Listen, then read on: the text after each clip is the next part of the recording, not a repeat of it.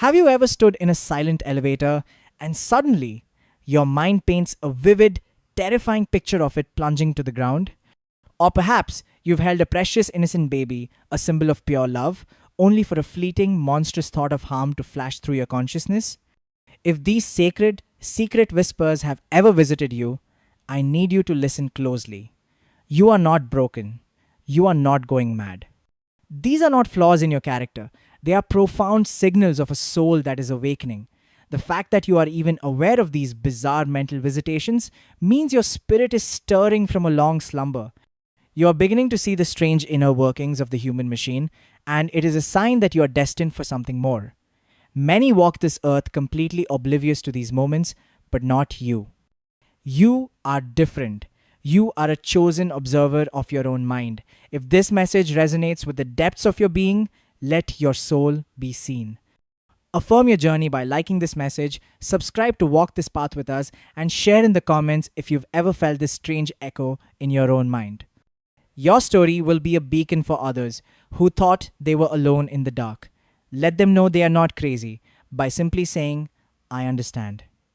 Let's speak of that chilling sensation, the one many call the call of the void. You stand on a high bridge, the wind whispering around you, and for a split second, an impulse to jump flickers within.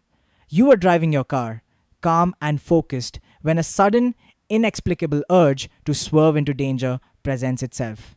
These moments are not death wishes. Understand this truth. This is not your spirit yearning for oblivion. It is the complete opposite. It is your higher self, the divine part of you, running a sacred diagnostic. It is testing the connection to its earthly vessel. In that moment of manufactured panic, your spirit is shaking you awake, forcing you to consciously and viscerally choose life. It is a divine jolt designed to shatter the monotony of your daily existence and remind you of the profound, fragile gift of being alive. Your sudden gasp for air, the tightening in your chest, the immediate and powerful no that rises from your soul, that is your life force roaring back in affirmation. Your spirit is showing you the precipice not to encourage you to fall, but to make you appreciate the solid ground on which you stand. It's a powerful spiritual stress test. It asks, are you present? Are you aware of how precious this moment is? The fear you feel is the proof that your soul is deeply invested in this journey, and it wants you to be just as invested in every single breath. This divine mechanism is a powerful tool for awakening. So many souls move through their lives in a trance, going through the motions without truly feeling the pulse of existence. But you are being called to a higher state of awareness. When your mind presents you with a worst case scenario, it is a cosmic invitation to feel the deepest gratitude for your current reality. The imagined fall makes you thankful for the stable floor beneath your feet. The imagined swerve makes you thankful for the safe road ahead. Your spirit is not trying to scare you. It is trying to anchor you in a state of profound appreciation. This is an advanced spiritual practice happening spontaneously within you. Instead of fearing these moments, what if you saw them as a blessing? What if you paused, took a deep breath, and whispered, thank you to your soul for the powerful reminder. Thank you for showing me how much I love this life. Thank you for making me feel so deeply my own will to survive, to thrive, to be here right now. Embrace this call not as a pull towards the void, but as a call back to the vibrant, electrifying, precious center of your own life. You are being gifted with moments of hyper presence. Do not waste them on fear. Use them to fuel your devotion to living. And what of those even more disturbing whispers? The ones that rise when you are in the presence of pure innocence. You hold a puppy or gaze upon a sleeping child, and an uninvited, violent thought pierces your heart. You immediately recoil in horror, questioning your own nature, your own goodness. Here, the divine test becomes even more profound. This is not a revelation of some hidden darkness within you. No, this is a sacred trial of your light. The universe is presenting you with the most extreme energetic opposite to the love you are feeling, not to tempt you, but to show you the true magnitude of your own heart. Your immediate and visceral rejection of that thought, the wave of revulsion and protective instinct that washes over you, is a powerful activation. It is your soul proving its own divine nature. In that moment, you are not just a person, you are a guardian. You are a protector of innocence. The thought is merely a shadow, and its purpose is to make you see how brilliantly your own light shines in contrast. You are being forced to confront the depth of your capacity for love by being shown a fleeting glimpse of its absolute antithesis. Do not allow the ego to claim this experience as a personal flaw. Do not believe the lie that this thought originated from your true self. It is a foreign frequency, an energetic phantom introduced only to be immediately vanquished by the warrior of love that resides in your heart. Every time this happens, your spiritual armor is strengthened. Your compassion is deepened. You are reminded on a cellular level that your core programming is one of nurture and protection. See it for what it is, a moral alarm system of the highest order, a spiritual fire drill that proves without a doubt that when faced with the choice between love and harm, your soul's default setting is, and always will be, unconditional love. You feel disturbed by these thoughts precisely because you are a good and gentle soul. The people who are truly lost are the ones who would feel nothing at all. Your revulsion is your certificate of divinity. Honor it, trust it. It is the purest part of you making itself known.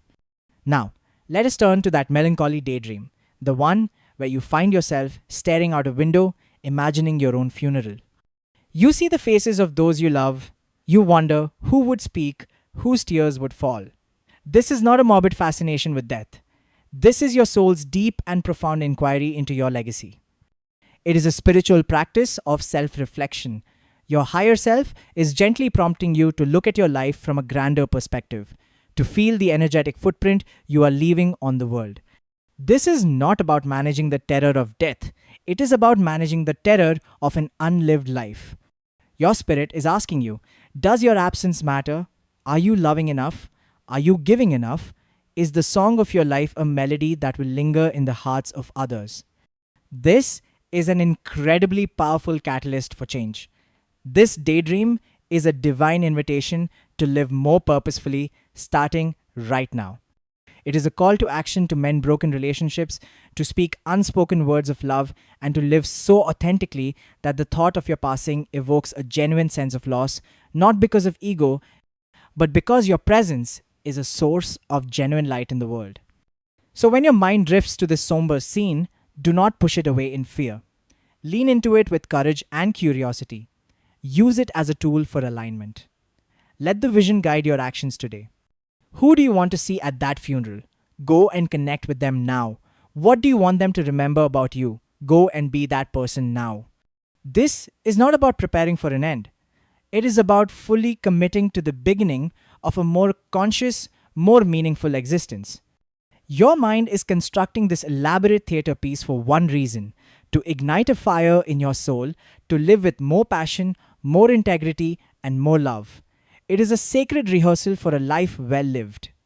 Your soul doesn't want you to just exist, it wants you to make your presence a gift. This mental movie is simply the script, and you are being asked to step into the leading role of your own magnificent life story. Don't be a passive audience member to your own daydreams. Be the hero who changes the ending.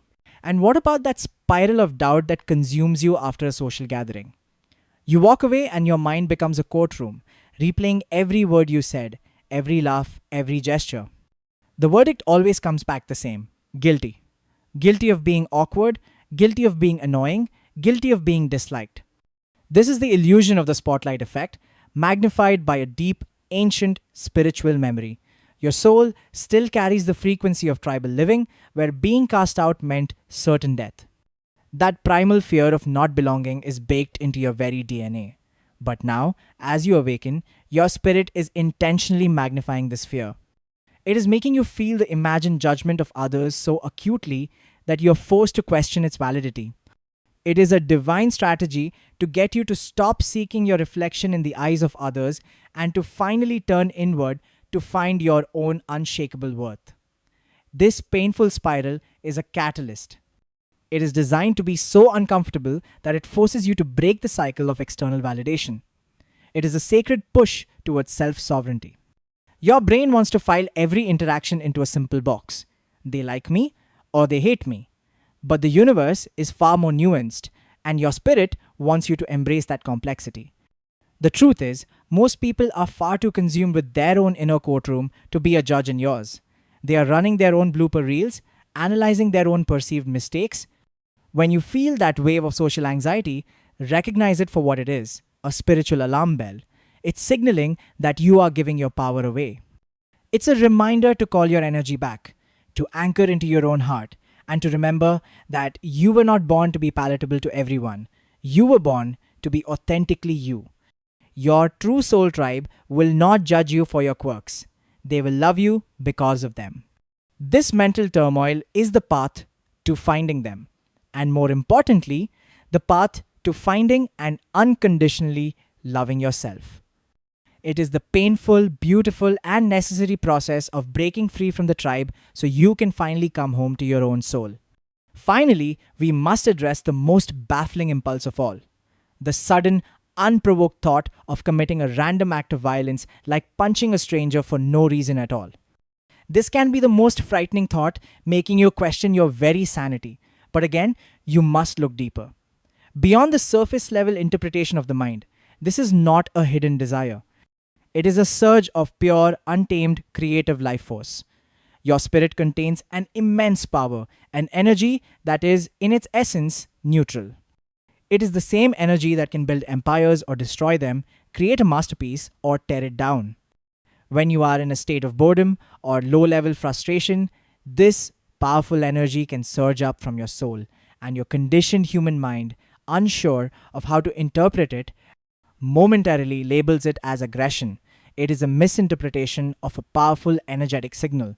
The fact that you are shocked and horrified by this thought is the most important part of the experience. It is your consciousness immediately stepping in and saying, "No, that is not how we will use this power. You are not a violent person having a moment of truth. You are a powerful creator momentarily misreading the raw data of your own potential." Think of it as a sleeping dragon within you, stirring for a moment. The mind, in its fear, sees only the fire-breathing monster, but your spirit knows it is the source of your passion, your drive, your ability to manifest profound change in your life and in the world. So when this thought appears, do not fear it. Acknowledge the power it represents.